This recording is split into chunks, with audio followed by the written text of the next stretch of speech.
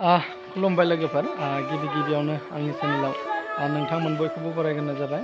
लोगोसे दिनै नोंथांमोननि सिगाङाव आङो भिडिअ लाबोनायनि जाहोनखौथ' नोंथांमोना मिथिखाबाय जानांगौ। आंनि बेकग्राउन्डआव मा दङ, जोंहा राङाफारा बियाब दुलाराय बाथौ गौथुमनि सिङाव थानाय स्वर्गव गामि।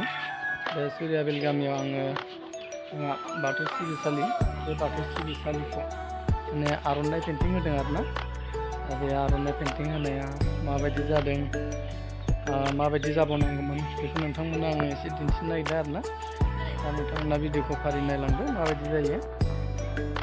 आरो लोगोसे सोरनोबाफोर जुदि आर'नाइ पेन्टिंनि जुदि गोनांथि जायोब्ला नोंथांमोना खबर लानो हागोन आरोना। माबायदि जादों नोंथांमोननो भिडिअखौ फारि दिन्थिनोसै आङो। फारि नायलांबाय थाबानो जाबाय, जादोंना जायाखै।